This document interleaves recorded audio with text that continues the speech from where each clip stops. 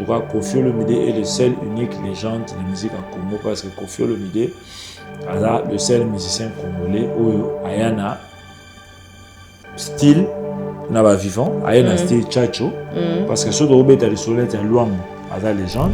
Tiens dans ma commentaire, on a la légende, c'est-à-dire Moto a un succès, on a les binômes, critères, on a aidé, on a aidé pour discussion commune. Moto a d'abord célèbre, est-ce qu'il y a un célèbre Moto là? Pour te reconnaître qu'il y a une légende vivante. Il faut pas toujours légende vivante. Journaliste, légende vivante. Homme de culture, il faut parler de légende vivante. Sans Moutakufi, pour le mais c'est quand on a Moutakufa. Luambo Makia de Franco était une légende. C'est un mythe aujourd'hui.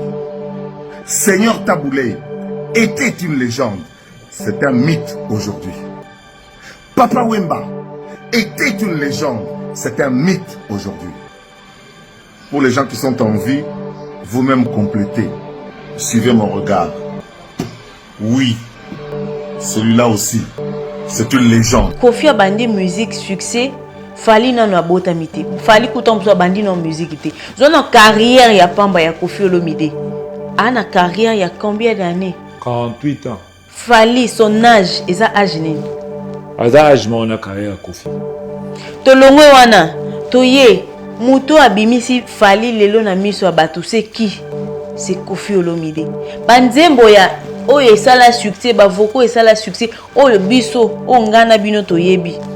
Ezala toujours ya fali na quartier latin. Et puis lelo, mutakoti sa fali wana ba grande salle. Amemaye ba place ya malonga na vie. C'est toujours Koffi Olomide. Légende Fally Ipupa. Pour moi, c'est une légende, c'est un grand frère. Fally, c'est une légende. Oui. C'est une légende, Jean-Marie Kassamba. C'est un bon artiste. Non, c'est une légende, Jean. Très bon artiste. Jean-Marie Kassamba. Il n'est pas encore. Il ne faut pas en faire une légende. Jean-Marie Kassamba, Fally Ipupa est une légende. En quoi est-il une légende? Parce que Jean-Marie, dès sa génération, Jean-Marie Kassamba, oui. Il n'y a personne qui n'a fait plus que lui. C'est-à-dire les grandes salles, les grands succès, l'international et les tubes à succès. Non, mais il suit son chemin. Ben mais oui, vous ne mettrez jamais Fally sur le même pied d'égalité que Franco Lomboba qui a dit, que que Papa Wemba, que Taboulé.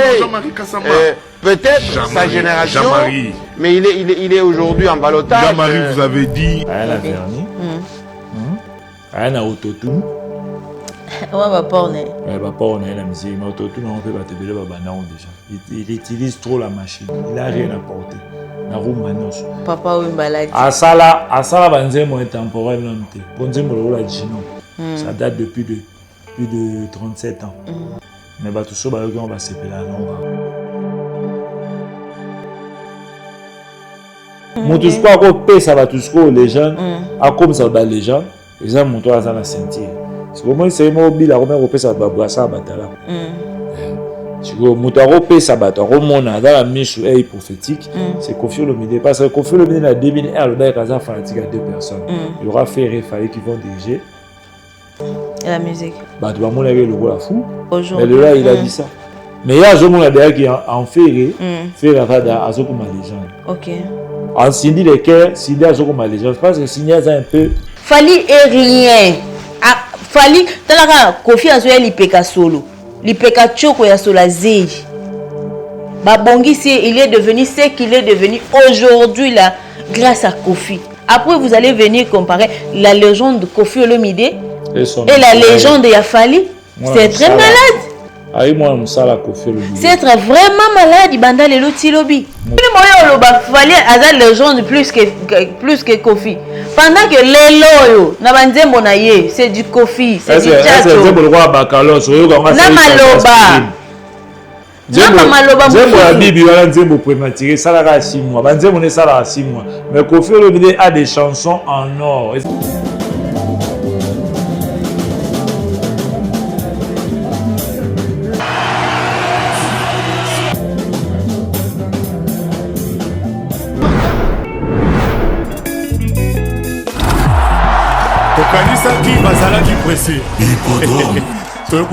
Koffi Olomide et le quartier latin. en concert le 19 juillet 2025 à Paris, France, Hippodrome de Vincennes. Hippodrome. Les bateaux de pêche artisanales ou semi-industriels ont compris. Tous ont opté de converger vers la solution. Le label Sokoko Holding fournit le pétrole et tous les produits dérivés, essence ou gazole, afin de favoriser la production accrue de poissons bio prisés au sein de la population angolaise. La station est située dans la province de Ikolobengu, municipaux Kabuletu. Entreprise Sokoko Holding fait flotter dignement sa marque et être capable de fournir de façon permanente à la station le pétrole et ses dérivés. Les professionnels de pêche, comptés par plusieurs dizaines de milliers, ont choisi Sokoko Holding comme solution sûre et assurée depuis l'application du décret pris par l'autorité angolaise.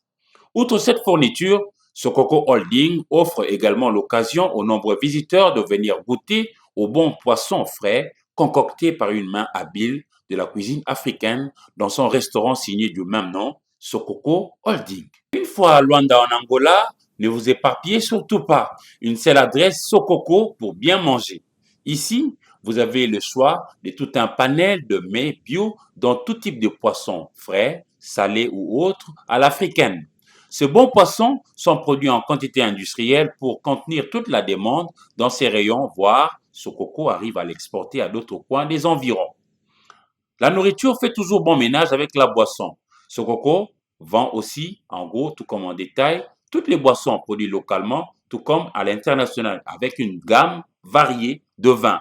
Ce label Sokoko offre également un lieu de repos avec des chambres et salons VIP avec une salle pouvant accueillir vos conférences et colloques, voire des concerts avec une capacité de 400 places.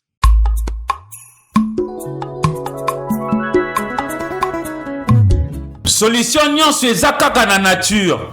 Yo moto obungisa elikia. Yo si operde espoir pona maemanso ekomela yo ape ya kosalela ba produit ya ndenge na ndenge oyo ebebisa yo elongito parti ya nzoto. Kaka ndenge pancarte ezoloba et de biobeauté est vraiment là pour vous rendre service. Yo oyo ba tampon et beta yo na elongito na parti ya nzoto yaka. Po kaka na nature nde solution ezali. Okozwa sourire oyo si obungisa kala. Bandeko basi pe mibali, ba spécialité à aider beauté ezali, pesa ko sa solution à la portée de tout le monde. Aider beauté est vraiment la solution pour Nabino.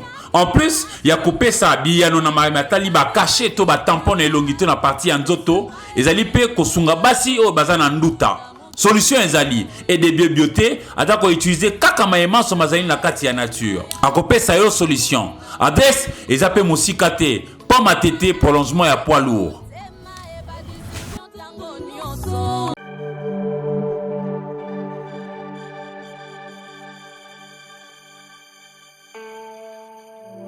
Voilà, bonjour à vous fidèles téléspectateurs de notre chaîne Légende 243. Merci de vous abonner à Bisso, merci de vous abonner de partout. Merci de vous soutenir à Bisso. Je sais que vous avez ébélé. Et sur ce, je vous dis infiniment merci et restez toujours connectés, branchés, bien sûr, sur Légende 243. Voilà.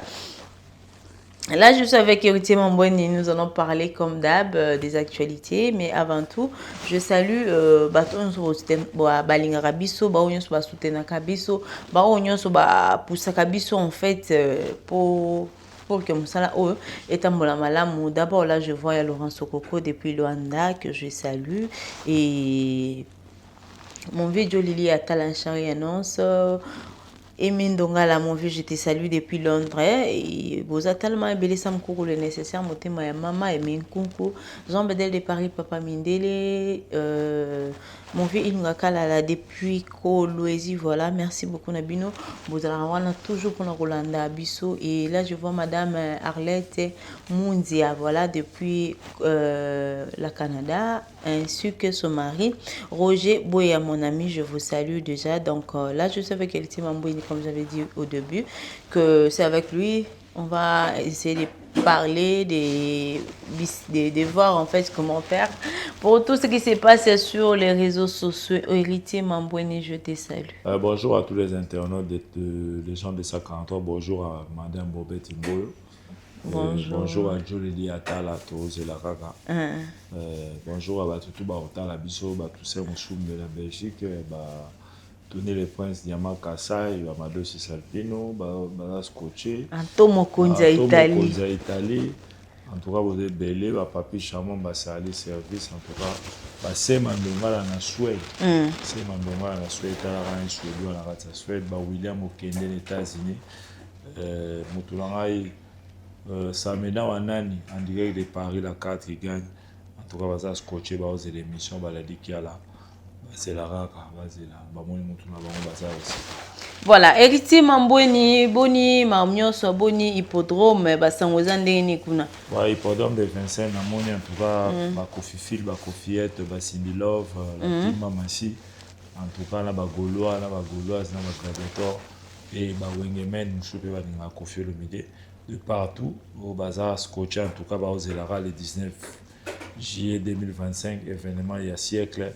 Vous allez le plus grand concert de la carrière de Kofi Olomide dans Mamassi. En tout cas, Kofi Olomide Rosong a 25 ans dans un grand espace en France parce qu'il a joué le Bercy, le Palais Omnisport de Bercy le 19 février 2000, à son sur le 19 juillet 2025 dans l'hippodrome de Vincennes, la serre qui pique l'hippodrome de Vincennes, au Papa Angelina, toujours on a précisé, serre qui pique, Papa Ange de Sage, un peu c'est une beauté.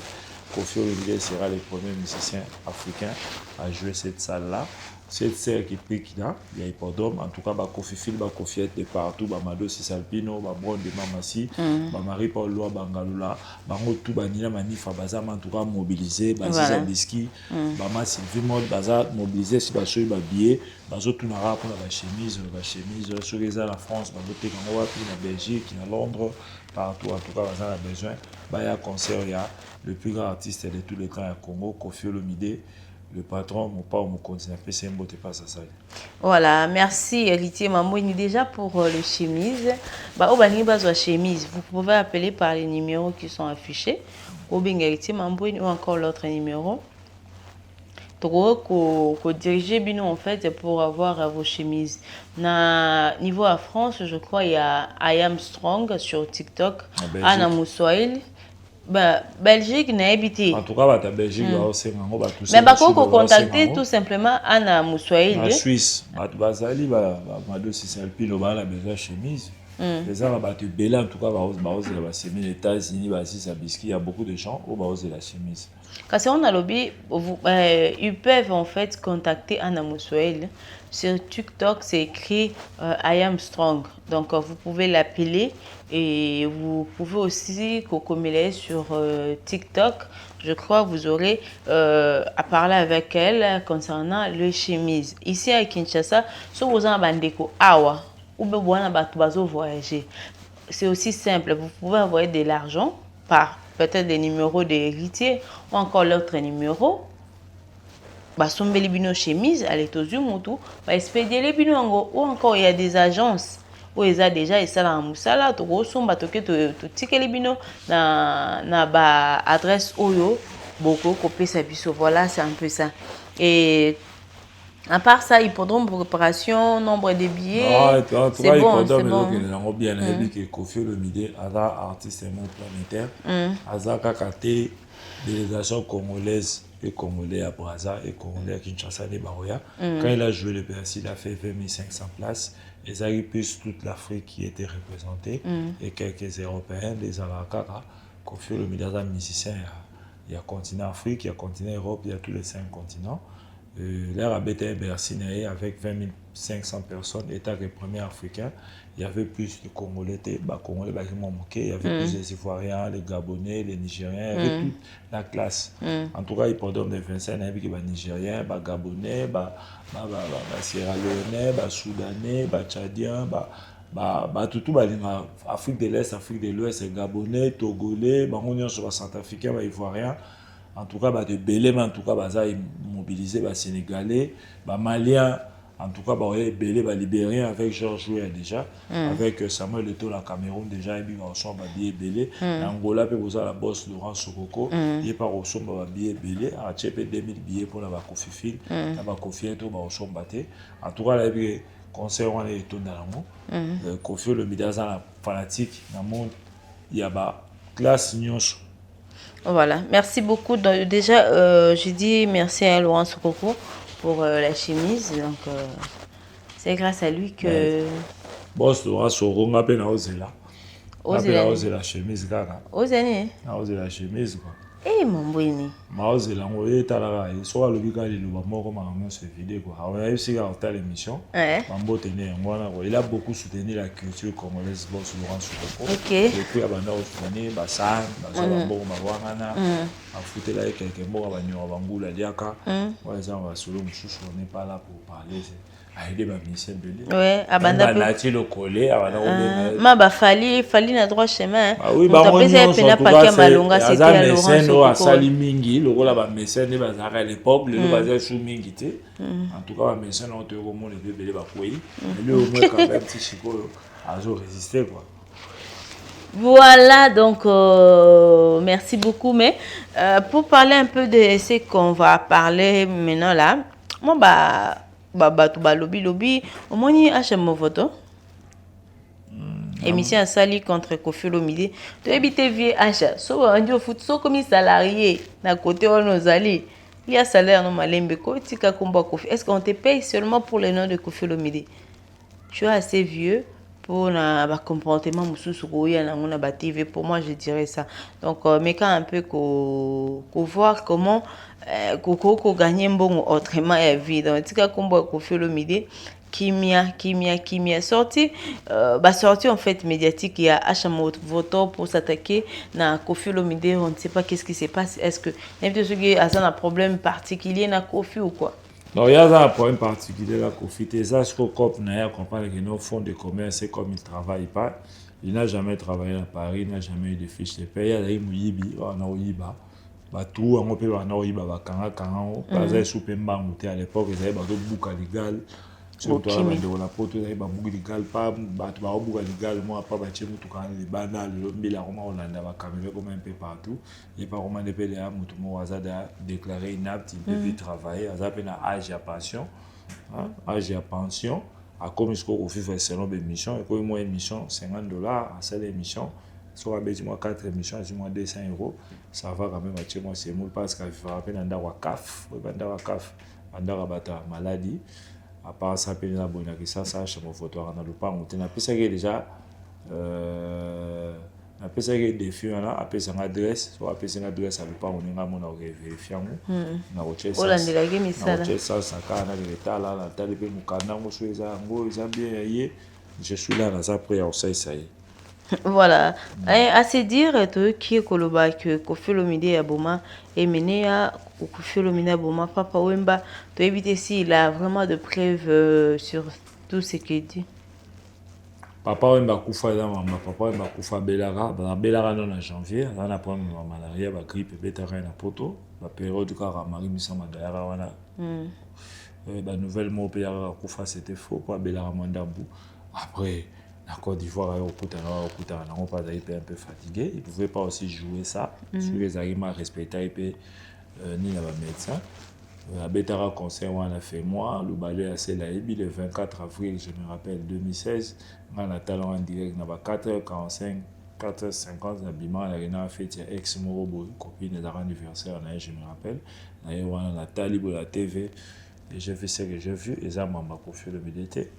Le dessin a fait que Papa Wemba Koufa n'a pas bien, mais ça, Koffi n'a rien à voir avec Papa Wemba parce que maintenant, on a noté, maintenant, c'est fréquenté, surtout à l'époque, avant Koufa, ça a fait 3 ou 4 mois où l'homme en a monté.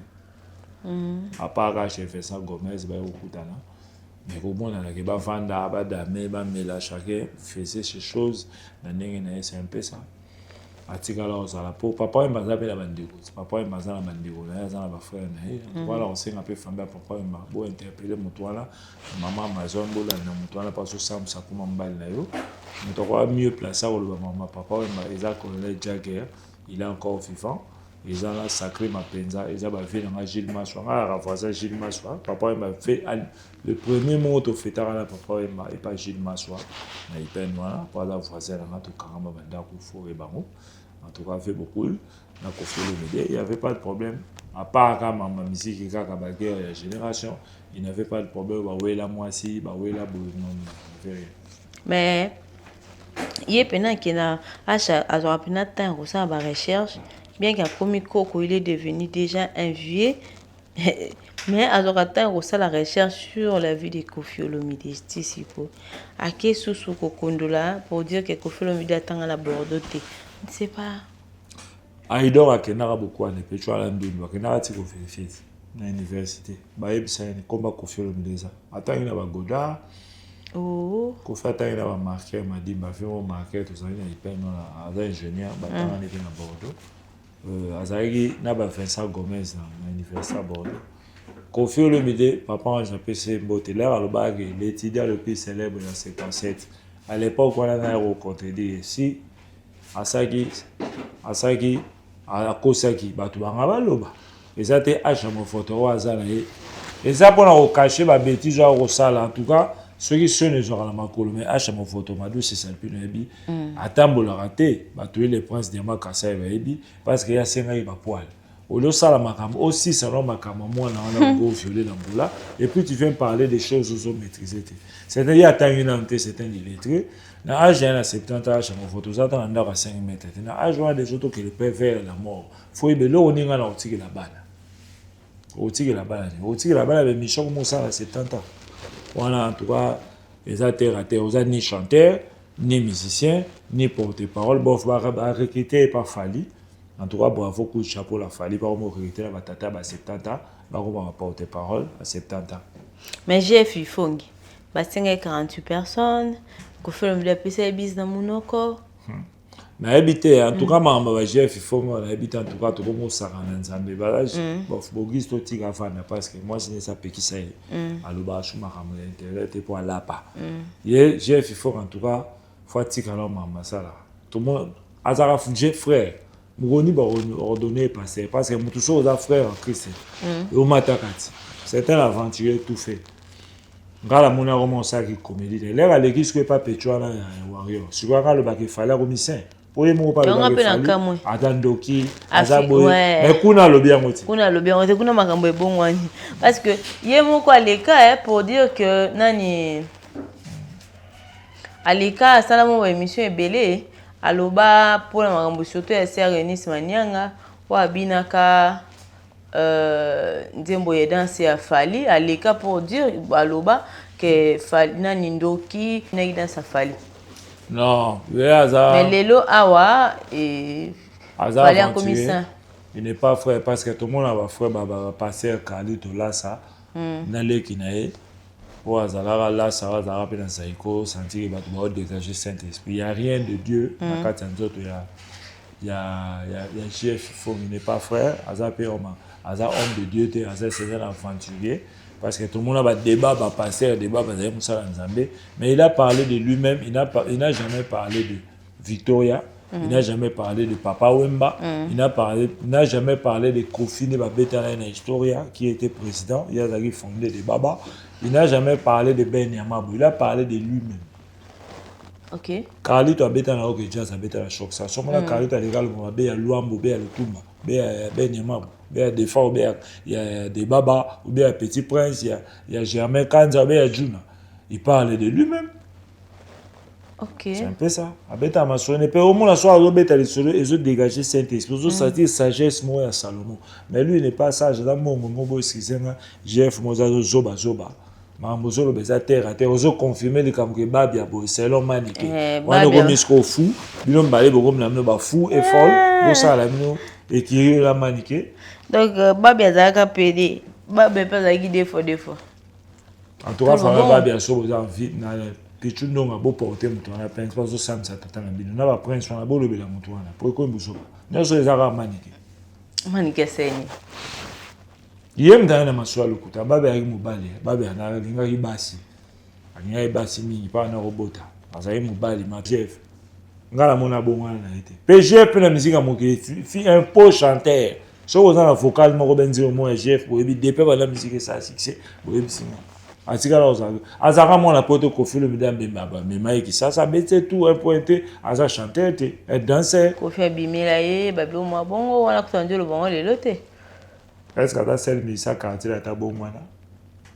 Bambacho pas comme passer animateur moi bambacho aroma peu frère c'est bambacho le bague babimé la éteint alors bela ma camionette et ça la paparazzi abeta pe na quartier la tena victoire ma passer aloba te Koffi Olomide bimela abeta masolo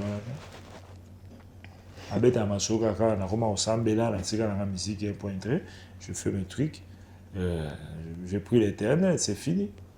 Voilà, merci Héritier Mamboy. Mais abeta plus non parce que ces derniers temps to ka voice mo zo tambola emenea que Koffi Abimana moi sinae ndako. Relate-nous un peu, c'était quoi l'histoire en fait? Non, que c'est le premier camarade moi Koffi, Abimana moi sinae. Mais camarade Koffi mon père dans la non. Moi si mobile moi sinae car avant que c'est comme ça. Et puis bazonga na ba on a idéologie qui a biboara et bilo wana pe concernant Koffi. Mais là évidemment mouton je ne citerai pas son nom, c'est que tu es bien on t'a pas fait personne, ngamo que c'est pas expliquer ngamo. Attends un peu comment mouton mais tellement bimara dans la combo yoki c'était pas moyen de cacher les gars à nier aux athées mais normalement la vie des ans que c'est soit bimara moi si mon a Koffi bah lien amitié bazali na banga bazana on soutenir la guerre mon sans fin il a compris il y a un banda aux ala toujours en 2013 na bonne année 2013 le 1er janvier 2013 que c'est Razara la Montfleury, il y a des images qui m'ont confirmé. Razara la Banissé Pedro, Walbel Orango. Je peux Koffi Olomide qui est Olympia. Je vais Olympia en 1998. Si on a eu une qui est dans la boutique, on a Massanto, on a la Kessé. On a recoupé la bango. Et Kessé, elle est Koffi Olomide à l'époque, on a la Correct Rive Gauche. Et mené un peu, la période de Razara, la période. Ce sont des fausses accusations. On a la que sert à 20 Makoufa 3 mois avant il y a pas Koffi Olomide expliquer nga na keboué na ozonga sous-souté santé ça ne va pas m'embelé pour les camarades naé même les ranol le canal de mission sur hôtel plusieurs émissions sont pas tourner ami na la musique les années tu disais toujours que wanko viande mutu naé et ça m'a le kota oh ne ba bebala naé pour nga mo témoin oh ba solo atetia Koffi c'est Papa Wemba wana de ba na conflit na bango na makambuya Liliane. Et moi aussi, sur la vraie version, na rolobango raté parce que c'est pas mais je connais vraie version. Oh papa il m'a le bagi voilà et je connais na aboutissement là on est bandé. Ma musique est moins compliquée, hein, ça passe. Pas aboutissement. Na yebi na ngai na mama musubu papa il m'a le bagi. Dans le bikaka. Mais ma coïncidence c'est Salama na lisolongo. OK. Comme veut beaucoup à l'obagi qui a yébagi avant. N'a pas le bagité, mais moi je connais aussi la vraie version. Mais c'était quoi l'histoire en fait? Parce que abeta on la machine à Michel Jojo Mandi qui m'empata, la Michel a Julie Mamboli avec Jojo Mandi qui n'a pas essayé de les millionnaires. N'a eu dans la vraie version, mais je ne dirais pas ça pour la respect à Baham la bango. Boy Baka qui fait beaucoup. Côté Moussoupa na moi. Côté qu'on n'a pas na moi na lobby gabo côté qu'on a wapi mais relaté biso to Robert na ngali solo on banga kasho le cachoté on banga mukamate na nini boni ni kasi ezaka depuis que yo zaka historien bete la biso quand même parce beaucoup abeta ebe moi kati na emo boye na lobby kaka yepe que c'est ebe ba mso le bagi wana mais il y a une coïncidence mo ezaki wana il y avait une coïncidence de bon mi balé. Mais par rapport il y a Emenea. Nanende abandé kobima parce que il y a un moment papa Wemba abanda ko ankilé en fait que Abimana moi c'est Emenea yemoko lobango mais les autres qui va voir ces autres tambola il paraît que Koffi Olomide pe Abimana moi ça Emenea moko za moi sinanda ko mama bana expliquer biso non non wezaka nini balobaka militaire moko ya Mobutu je sais les noms mais autant on dépend la IPV la biso il est vivant ou Lazara Soussé moi on est où tata gouverneur en Équateur na pesi moi on mbote balobaka bongo na biso vie mo pe soit ami moi ya Koffi babandana ya va Emenea ya yemtazara ni mobali ya Francine na Chicha. Moi, c'est donc avec Francine Achicha. Mon première femme, il va d'accord. Donc, Koffi Olomide y est pour rien. Innocent. Okay. Bon, pourquoi il faut balayer pour Emenea, il va voir si on toque. Mais il n'a pas bien vérifié. C'était l'ami de Koffi Olomide, c'était pas Koffi Olomide. Il n'a pas bien vérifié. Il a bien mais longtemps dans la communauté. Il est encore en vie. Dans la communauté. C'est beau, aimé. Autant à Koboté. Et puis, il y a avant qu'elle sert. Ce sont des péripéties là-bas. Ils ont été confiés au lobby. Abimara la moi, il n'y a pas à savoir ma caméra, peut se montrer. Abimi, le barapété, on a respect pour le botané et bana. Il pouvait aussi garder le silence ou aïba que Makaliboso, Mboa Baliaki, Yami Balé Barokokate, puis Yami Balé Bayaki Balé Sous. Et le troisième, c'est Florence, avant de et la Florence, c'est avec la pourquoi sur 17h, Florence a vu le chauffeur, sur les 40 minutes, Florence a il avait toujours peur. Et puis, je me la Florence, on a même histoire à il y a encore une idéologie à Jésus-Christ. 100 mois, c'est 100 mois, 100 déco, il y a un Julie Panali. Voilà, merci beaucoup, Héritier Mambweni. Je crois, au bout qu'on révélait, Bissot, en fait, il va. Et là, il y a la vérité, il y a un papa, il y a la question, voilà. Il y a une vraie cause. Moi, si pas au il y a pour faire. Les arbres péripéties. Il y a tout en les musiciens ont mis tout en la basse moko et ça va histoire amoureuse à raconter moi si moi botarina sina signorita abotana papa emba abima bena na musicien on Victoria cartouche mo carton mais to landi to ba longtemps à aller sur moi la époque mo boy ceux qui font couper Maxime ceux qui font baboto la raille moi si ba wela moi si na mavo la somme en 76 il y a on la rena ou appuyer papa Wemba pour la canne en rivalité les papa Wemba ça les filles faire musique à PC instrument à côté c'est studio avec les éditions Bella Bella c'est un peu ça les a un conflit. OK, mais par rapport il y a et moi c'est mon père ben yama bo pas ara le camp ara moi c'est John Poy et ben moi ba chawe na tawo je te vois là solo en tout cas tu ya au coup de la barom yo so kufa comment des dossiers en dossier et l'homme on a le danseuse mo ya tabula et rocherette beaucoup et ce sont des dossiers au surtout voilà la ro tu ko ba ti le bla tawo en tout cas ma musique est là la réalité c'est là ouais c'est la réalité ça qu'on a manquement mo danseuse mo ya FIFA avant coup de ba fioti ba soir là Lambert là de et puis si Lambert euro suspendre yote euro suspendre ngate pour na relaxer ngala mahana papa Wemba et ça va ya mo c'était un peu comme ça et puis à côté on fait beaucoup la FC mais là ma cambo ça la tika kaka hein à tout le roto ça quoi c'est un peu ça. Voilà, Héritier Mambweni, tout le monde est sorti médiatique, il y a Prince Babia, je ne sais pas qu'est-ce que tu as retenu. Va poser une question par rapport à quoi approcher Quartier Latin. Pour lui, il s'est dit que il a l'impression qu'il ne sera pas considéré dans Quartier Latin. Yango, ça est un peu réticent. Considération à le travail. Considération montuaire a toujours un travail. Si on travaille mieux, on considère. Quand on considère GR33, on considère Mayassé, on considère Yannick Dido, on considère Cowboy. C'est par rapport à nous. C'est par rapport à travail. On est appelé Volcan, chef d'orchestre. Ou bien ça fait une basse, ça fait un beau ça fait une basse.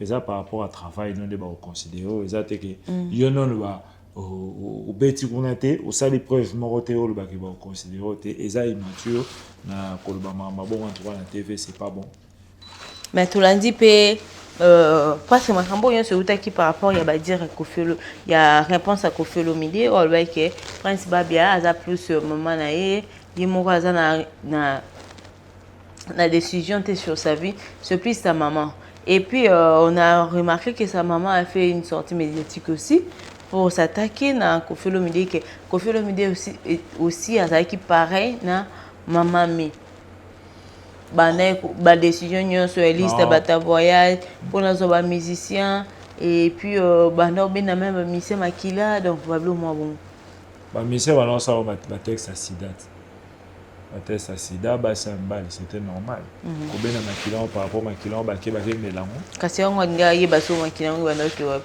voilà, est-ce qu'il y a des fausses accusations?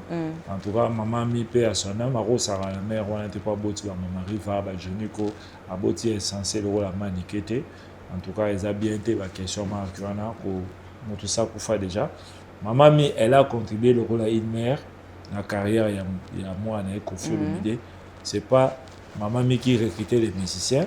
Maman mi a l'oreille musicale moroté, ou a bon ou bien bonté, c'était l'orchestre de Koffi Olomide.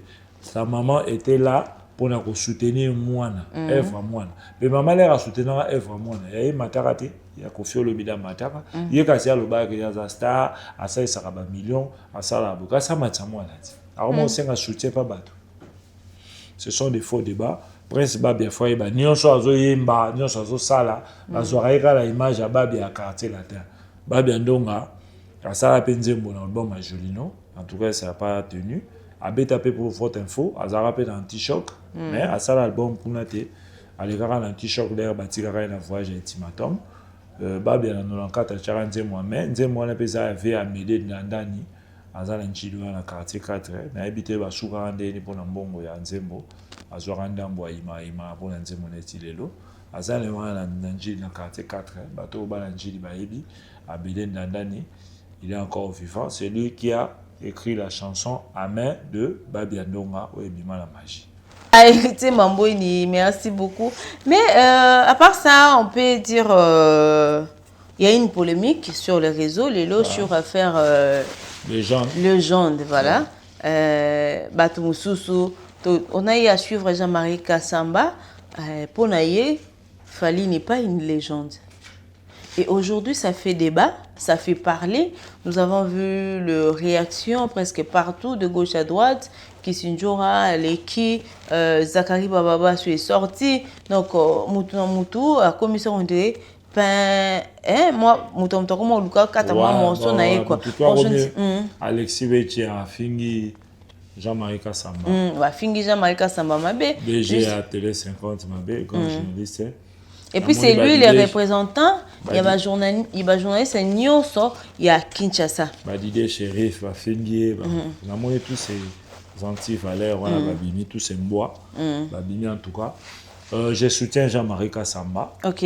Quand on parle des légendes, il faut y baser personne talentueux, mais atteindre une notoriété, moi aussi, quelconque domaine, atteindre une notoriété dans le domaine moro, à la notoriété, à la valeur, à exceller dans un domaine, le rôle de la musique, ballet, le sport, en général, le journalisme, c'est un peu ça. Mais en tout cas, ce que ma soirée légende, Fally Ipupa n'est pas une légende. Aza star, le rôle de Inosbi, le rôle de Gaz Mawete, le rôle de Bokechu Premier, le rôle de Doudou Kibinda, c'est un peu ça. Mais pourquoi on ne va pas considérer Fally Ipupa comme une légende pendant que Ableta ma grande salle, aujourd'hui sa musique est Simba déjà sur le plan africain, même si on peut dire ça, et sa musique aujourd'hui est en Europe, à côté de monde a ça featuring na batuloko là c'est américain R. Kelly et encore un violeur. À part là, il y a encore une fille, Basala Naeboye, Basana Koutaliboso, je crois, R. Kelly. Il y a une fille, Bayemba, c'était aussi une américaine. Donc ça veut dire, à commis, moi, à commis, na niveau, moi, surtout plutôt que la définition, il y a légende, il fait partie aussi. Non, être une légende, des gens ont mébélé, dans les critères rébellés. Il faut remplir ça, il y a ma députation. Il n'a pas encore rempli le seuil. À Zélanon, peut-être après 40 ans, au coma. Mais avec le temps, peut-être qu'il ne sera pas aux vivants. Il ne sera pas retenir jusqu'à 60 ans à Zalara, la podium, parce que normalement, on a déjà 52, 53 ans aux Adaïs soufflé. Pour déjà, à l'âge où on a 48, 49, il est en train de nager dans l'âge où on a Salida, on a 11 pays déjà l'Afrique. Surtout, on a des légende dans le Congo. À part la mission de Kofa. Koffi Olomide est le seul unique légende de la musique à Congo, mais il est vivant. Mais si on Kufa, en tout cas, il y a un grand Calais à la légende, la musique à la légende de la musique à Congo, parce que lui, il a modernisé la musique congolaise. Il y a un style fiesta, à part ça. Aïroya pour instaurer guitare solo électrique en 1952, Moutareki Bill Alexander, et puis lui il a innové ça en Afrique en jazz, à un style fiesta, et puis a béni sa taboulay Rochero. Rochero taboulay, il a intégré l'African Jazz, avec musicien naïe. Et Moutabanda Pena solo, Dara Tino Barosa et Desho Mwamba, le grand frère de Nico Kassanda. Et puis, dans la 56, Nico Kassanda a rejoint relève à une guida hawaïenne, a rejoint relève dans solo. Après, Tino Barosa a ça l'orchestre naïe, Beck and Band, Oyo, Bomona, Feu, Franck Lassan, où a laissé tomber. Alors, pas Tino Barosa, c'est un peu ça. Quand on parle des légendes, en tout cas, Koffi Olomide est le seul unique légende de la musique à Congo parce que Koffi Olomide est le seul musicien congolais où Ayana style n'a vivant, Ayana style Tchatcho, parce que ce Robert a le soleil est Luambo, Aza légende, grand maître Franco, parce qu'il y a un style Odemba. Le jazz a été créé en 1956, Nino Malapé et Susan Cherche et Donganga. Viki Longomba et Luambo Makiadi ont créé le jazz. Il y a un style Odemba. Il y a un rythme. Et Tigala, éternel. Taboulaye a un Sumjum. Le rythme Sumjum, il a joué 3 semaines à l'Olympia. Et Taboulaye Moutakota Drum. À partir de Seskin Moleng en 1970, Seskin Moleng après 2 ans, est comme fondateur de l'Empire Bakuba. C'est un peu ça. Quand on parle de Papa Wemba, Papa Wemba a modernisé aussi la rumba rock. Papa Wemba a matissé musique dans étendard moi mneni. Et Claire a fait ça ordre de mérite en 2015 et pas ancien président Joseph Kabila. Koffi Olomide et Papa Wemba va 3 médailles.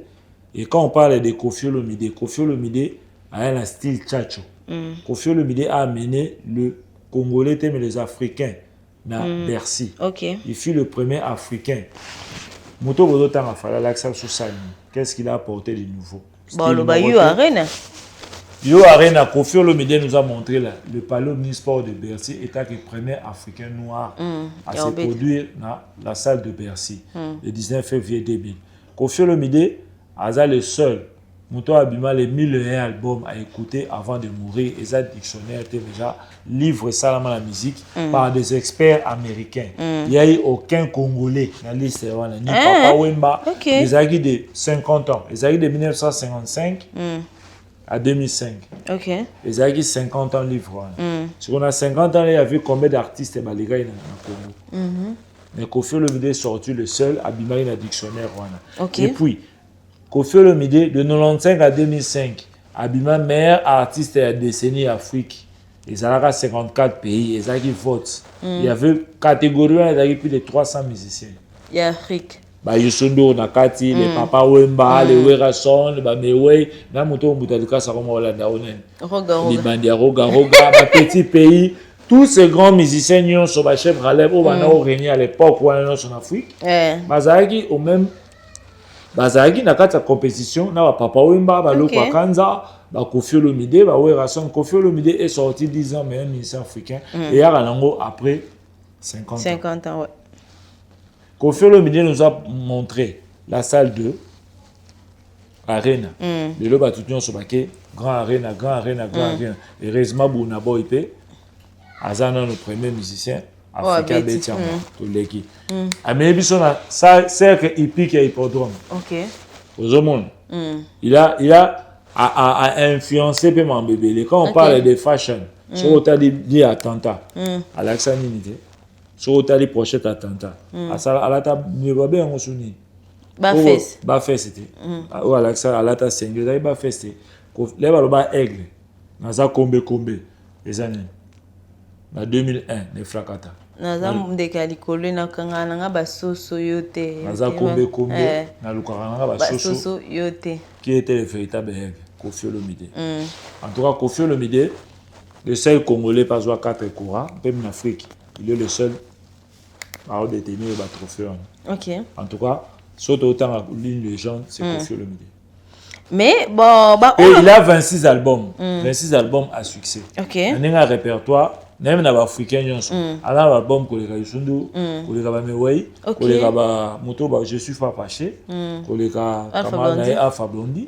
En tout cas, qui est même Yusundu, comme ça, Tata Nabon, Tata Nabon, Tata Moussou, c'est un peu ça. On a tourné dans le Koffi Olomide, dans la mission africaine, c'est lui qui a le plus grand répertoire là-bas vivant. Quand on parle d'une légende, Kofi Olomide, il mérite ça. Il a été nommé ambassadeur de la culture en Mboka. Il a eu 3 médailles de mérite au président Joseph Kabila Pesa en 2015 au Bémina Koumtando là Tsabatu. Et puis il faut le rebaser, il va moko, il va moko, il va redi, il va moko, il va Tchalamouana, tout ce monde là, il va belle, il va moko, Bato Bazaki Execo. C'était Papa Wemba et Kofi Olomide. Et Kofi et Papa Wemba, Bazana, meilleur featuring de tous les temps, au Salama. Olisanga Banganga Salama en 1983, au Monarata Boulay, na Luambo, après mort, il y a Grand Calais, ça y a un hommage à Grand Calais. Ozala Kaka Moto DG, entourage Salaka Mabe, Poninio Ho. Voilà, je suis pas aimé dans l'album, oh, Boka Bangungi, Boka Nazaki Malangia. Mais vous avez vu que le meilleur featuring de tous les temps, au Etilelo, Wake Up, au Nibo Maemba, pour Nibo ma participant à cœur, il y avait le Makaba, il y avait le Popo Lipo Beniko, il y avait le Mike Amounan, il y avait le Kofi Olomide, il y avait le Papa Wemba, c'est l'album Wake Up. Voilà. Ah, ngasko nakamwaka wario pourquoi elo onyanso etushaka Kofi Olomide salaire. Mais l'idée na bango na rénover ayena nini. L'idée na bango ayena ba vernis, kocha problème musicien congolais, acha vernis en rouge na misapi, le rôle à moisi. Acha noir. Acha noir. Noir. Mais so lobi bongo ba yelo pe pochette moko je crois ya Kofi acha rouge à lèvres à l'époque. Mais rouge à lèvres faisait problème, hein. Rouge à lèvres faisait signe à beauté. On a pas un autre champ pour la lèvre. Pour la lèvre, on somme en terminant en bataille lèvres les mois ça là, c'est normal. On a route bas là bas moi. Vernis des vernis. Un autotune. On va porne. Ouais, va porne la musique, mais autotune on peut pas te béler banana déjà. Il utilise trop la machine. Il a rien apporté. Na rumba nyonso. Papa Wemba l'a dit. Asala banzemo intemporel non te. Ponzemo lo la Gino. Ça date depuis plus de 37 ans. Mais tout ça, on va se péler. On a pas si vous devez la Gino Boka na Mbote. Serge Boka na DG. Comme DG en tout cas. Merci beaucoup. Dis-moi, Tilo Bayoka. Qu'on fait des chansons en or. Azala banzemo, la générique de roi loi. Dis-moi, générique de roi loi, c'est le générique le plus streamé à monde depuis la musique et banda. En tout cas, bravo na Somono, bravo na Batutu ba participera, bravo na Kofi Olomide, bravo na Mboshi, bravo na Batinyo sur participer à générique. Même clip point les autres clip point les autres n'enga ba vu. Hein, ceux qui arrivent à poko internet et ça a l'air loué bimaka mais je sais pas ceux qui ça à 400 milliards. Mais on a dit explication il y a Zakari Bababasu. Zakari Bababasu est na habité. Il faut comment appeler député na une époque. Moi mon tout ça on aura vu on ba folie à na sima ba tout ça to sur tongi dans le pan on a aura faut à na sima ba. Direct TV Zakara ça on a cotisation et ba on. Tout ça ba $1 à l'époque. Pour salaire derrière. Zakari Bababasu na la ba na hyper na rosa na histoire. Il y a ça que journaliste mettait, c'est un courageux parce qu'il n'a jamais été un journaliste de formation, mais assez forgeant, devait forger. On a bien en Orlia, et pas vraiment Lomboto, Narcisse, on a Orlia à chaque fois. Je le connaissais là autant en Haïpen. En tout cas, Zakari Barabasue, à un niveau de Jean-Marie Kassambati dans la réflexion. Parce que Jean-Marie Kassambati, c'est le même calais musicien. Le même Zakara, le bac à fabriquer Ouera. T'as que Ouera l'air à bandara musique. Na wenge Zakara na mamba wengete. OK. Azana mamba wengete. Le même mutu aloba suso afinga Marie-Paul dans la cosima au PC. Yé Marie-Paul na Francis Galobo elle Paris. Bon balé Marc Solo et elle Paris, c'était pas Zakari. Lui il a toujours voulu kolia na sima ya bato. Aza mutu pas changera pas position. Na ba na travailler pas Kongolo Mobutu na Yoshad. Take Moukala à Saddam, après à Olomba, Kabila le père a continué à suivre Joseph Kabila a critiqué Félix Tshisekedi, Antoine le président actuel, pas à commis sur Hollande, sous l'air au monde sous tia au monde les prochains présidents, il y a rapeka pour critiquer Olomba. Il y a Zalarani sans position. Sans position. Il était avec Ouera, le Berozala, fallait aussi la recommanda nani. Pecho Moussouko Benga mon que voilà, moi, bébé, c'est un bébé chocha. Alors, comme c'est comme ça. Tiens, on va y aller à la plateau. Mais la réaction des Cette femme, Kissinger, tu l'as trouvée comment? Kissinger a eu ma musique. Bon, surtout que tu as ma soeur musique, ma tour, Kissinger. Ah, mais la musique quand même. Ah, mais la musique, Kissinger a eu en 1993 dans le quartier de la taille salité, à tout le monde a vu un domo thème. On a urbané combien de fois. Kissinger a sauvé Babé à la quartier de la tête et m'a plein. La vedale. Ah, ça. Kissinger. Ce Kofi Olomide est allé quand la vie, Kissinger, qu'est-ce qu'il pouvait faire de sa vie? Alors, là, sur un moutou. Tout ça a pointé, mais en tout cas, sans Kofi Olomide, famille d'avant, sans Kofi Olomide, Mawampanga, Mwanananga. Et puis Kissinger. C'est pas elle qui va enrober Tenet, ma soeur, mais c'est une affaire sur elle, Kissinger. Quand la paix, c'est ma preuve, finalement, les gens là. Fali nous a remis des gens à Star, au même niveau, là, Nosbi, au même niveau, là, Petit Fali. Ok. Quand ta grande salle, il a excité commis les gens. Quand on parle de taboulé, c'est taboulé à jouer l'arène. Non. Mais taboulé à ça, légende. Ok. Malgré que moi, on a roman, je sais pas. Taboulé, la musique à Congo, taboulé a plus de chansons. Un répertoire. Taboulé a joué 3 semaines à l'Olympe. Taboulé a un Soum Jones. Style na Emogo. Et ça fait ça m'a pensé comme Soum Jones. Pour faire ces arènes, on a un belli. Félicité, moi la moitié qui t'a commis. Il y a une belle moussous.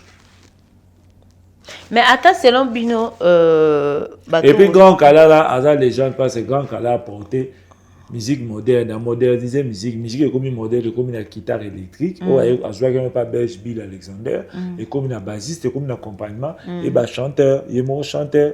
Et puis d'où mes continents, Afriza, Gracia, c'est ce que moi en 1970. Premier Doumé, on a instauré Doum. Et puis en 72, c'est ce que Molenga a reformé Empire Bakuba. C'est lui le fondateur d'Empire Bakuba. C'est-à-dire en musique, on se suis mieux placé. Joe Maman dans le bas, à comprendre rien sur rien.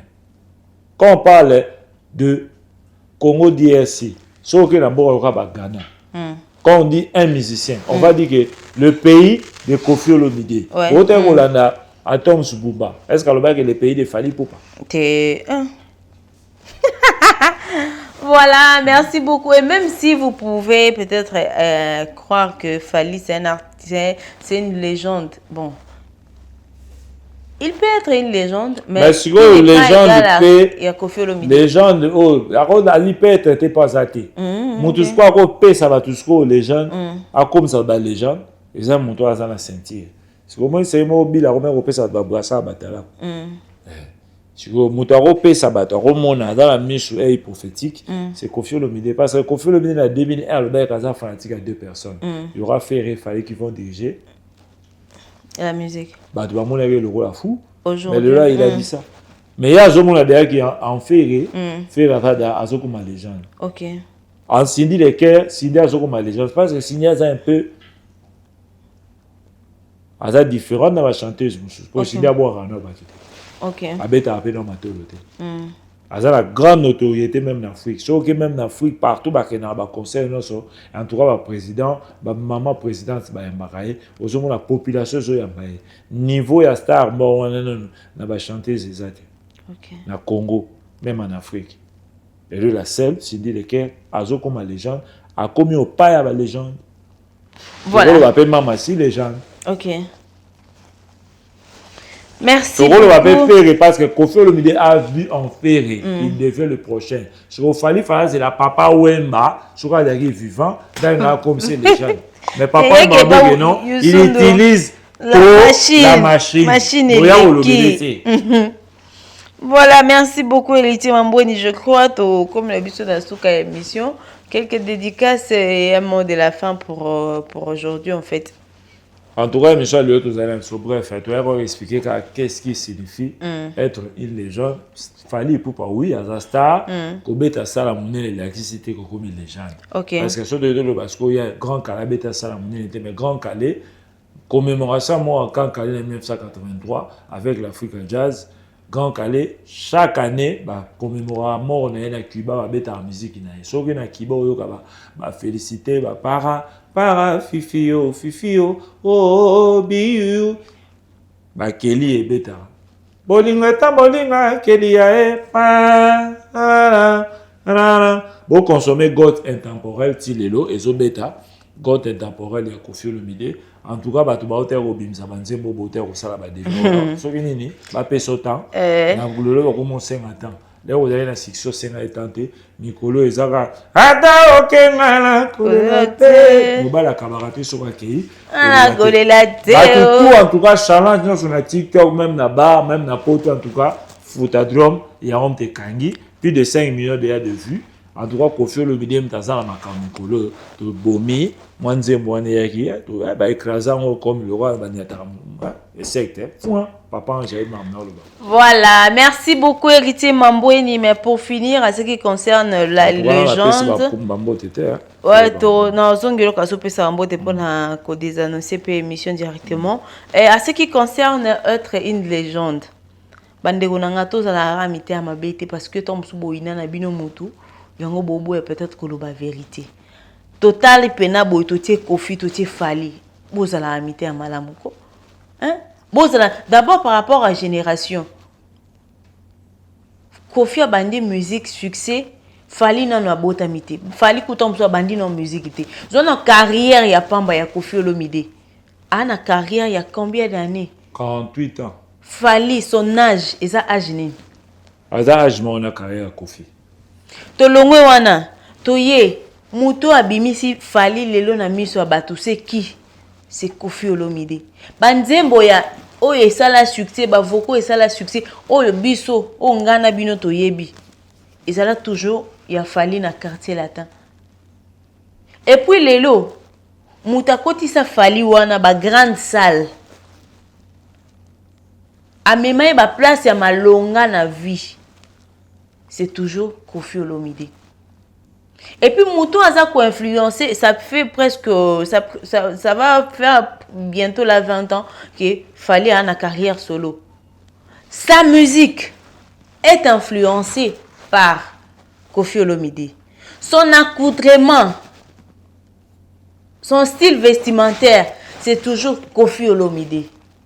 Sa façon de parler, c'est Koffi Olomide. Sa façon de réfléchir, c'est Koffi Olomide. La musique même pour Yazo Beta Lelo, c'est Koffi Olomide. Donc, à ce qui concerne que Moutou a influencé, Fally lui-même est influencé par Koffi Olomide. Aujourd'hui, même Wenge, ils ont été influencés par Koffi. Babeta Rapechacho. Toye Lelo, Ferregola, Koffi. Place pena beaucoup tia Koffi, banda Lelo Tilobi beaucoup tia jamais Fally. Fally est rien. Fally, talaka Koffi azoya lipeka solo. Lipeka choko ya sola zei.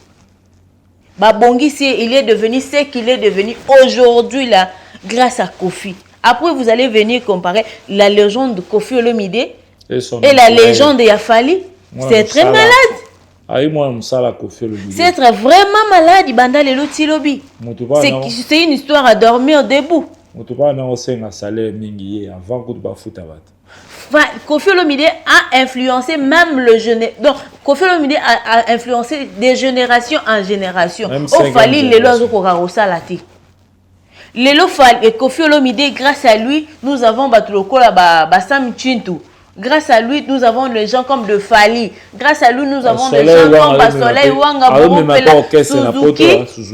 Soleil Wanga, bonne chance à lui dans le concert. Mais il y a 20 ans en carrière, Fally a 20 ans en carrière.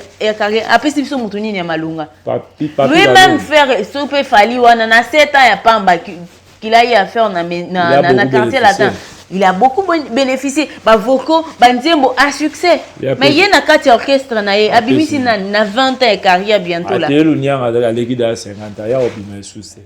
Et mani bezo wa mo tune wa makofia zo boyo et mani oza na vocal mo asisi ba musicien baza na kati ya victime musicien baza na vocal malongo ekanga eza nani neti ye basala na quartier la tan eza nani ye mo akasa ba junior motu kwa la mona mega mo ye maman ba blora bien akase ye so yembika bien akase lelo boyo bobi misa Koffi jaloux boyna boy mais c'est très malade.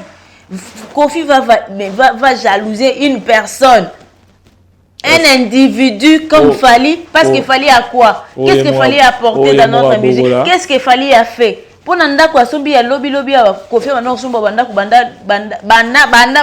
Yemo ko succès na ye.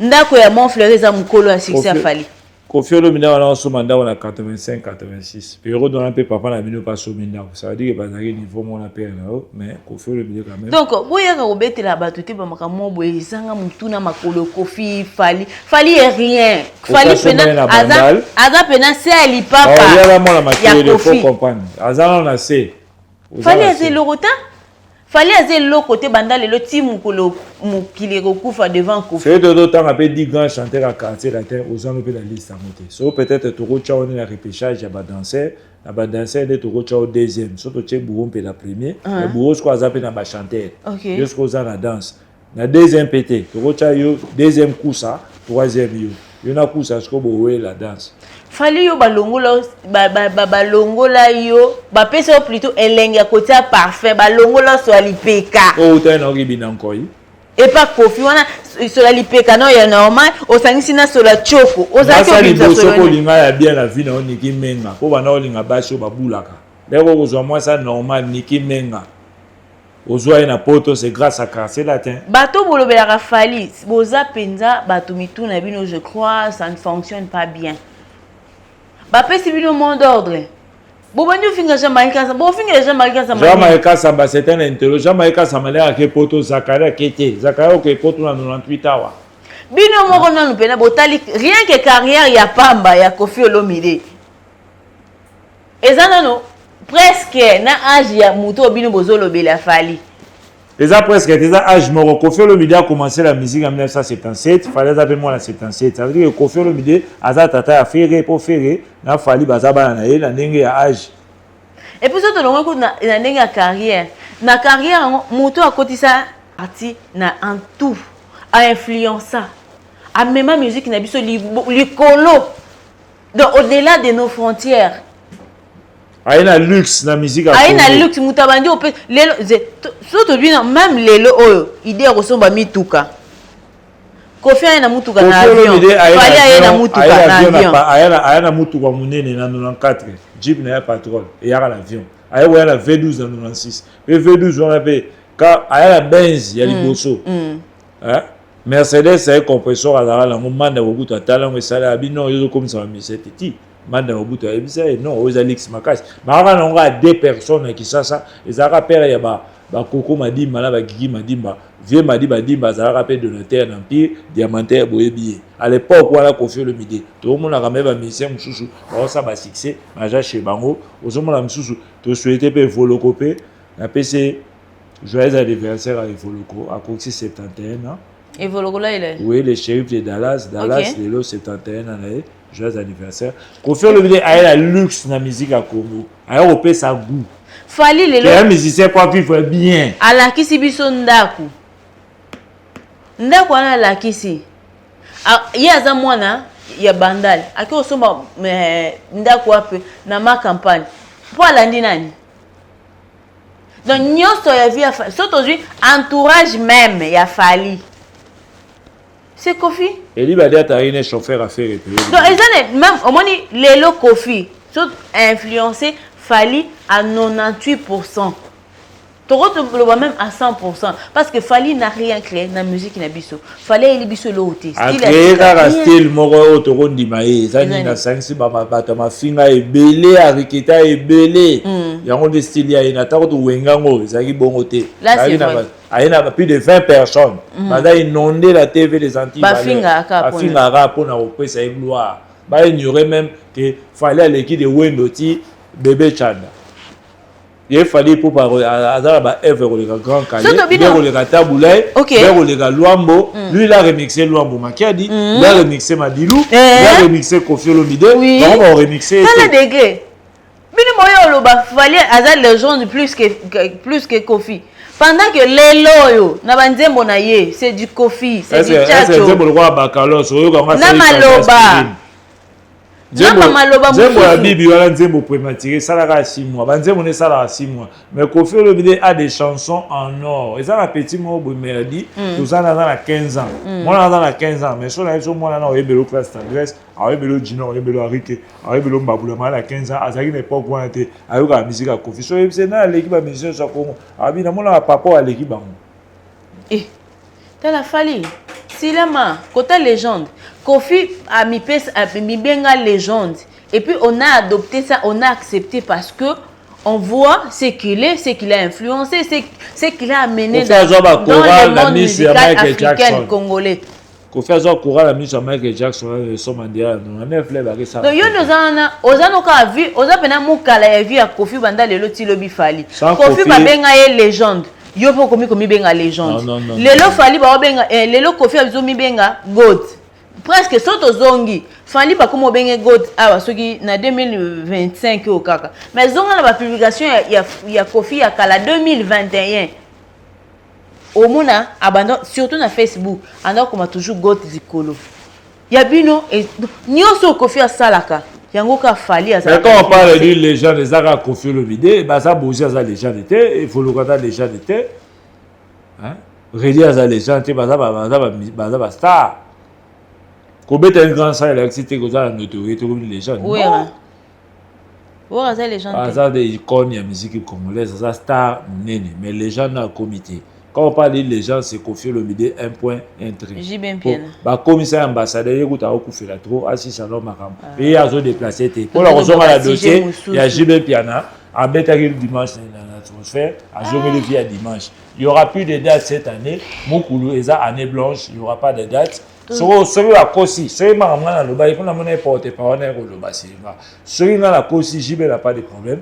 Mais c'est une semaine au Bima. Dans mon attache, j'ai dit à Kepoto, à Sali Selfie à Paris, la Champs-Élysées, la Tour Eiffel. Je suis à Paris, à Pazomi. Est-ce que ça a été un pour le Bima? Il n'y a pas de date. Il n'y a pas de date. Attends la banane, attends la Ferrego, le 7 juin, à monter à ma belle mototé pour le barreau. Attends la Kofi Olomide le 19 juin à l'hippodrome. Il est assis sans le problème, il y a famille.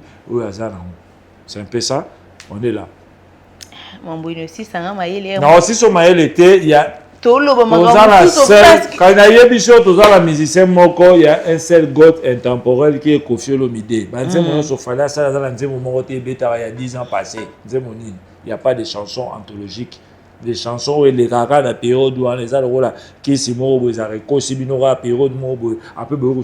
Et qu'est-ce qu'il a chanté? Il n'a rien chanté.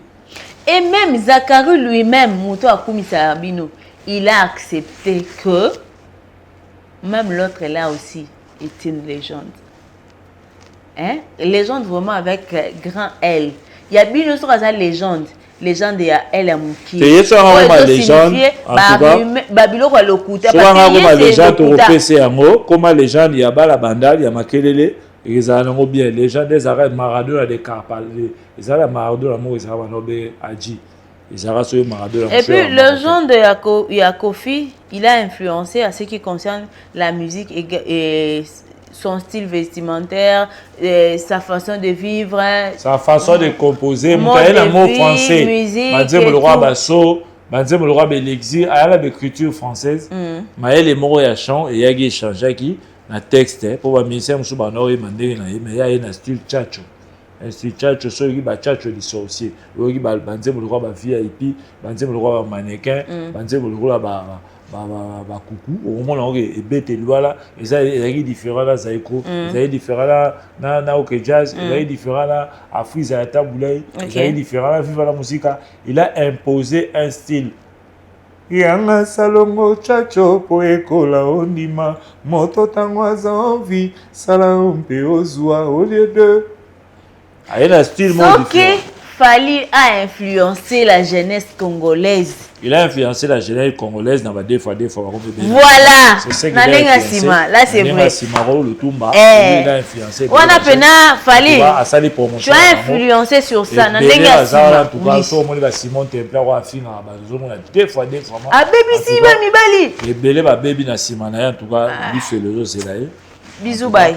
Obanga mabanga. Na obanga mabanga parce que France c'est ça. Okotika te mambo. Na otika ndenge ba tebele ba otala nga ba sema. Donga na Suède ba otala nga. Ba papier chamant ba sali service ba Toussaint Mosumbe ba Sabela wanani na Paris ba la Dikiala Lubade Asele Mado Sisalpino talaka ba ko monsieur Zokima papa Ange des sages en tombe Ange des sages. Bazotala ngai quoi ba bonne de mama si de tous les temps ba nina manifa en tout cas il y a bino ngwana Merci. William Okende, les États-Unis. William Okende, l'Américain. Merci beaucoup, Fally Ipupa légende, oui. Mais il y a derrière. Il y a parce qu'il derrière, il y a influencé sur ces points-là. Voilà, en tout cas, à Bonsi Jeunesse. Il y a Bye. Bangal.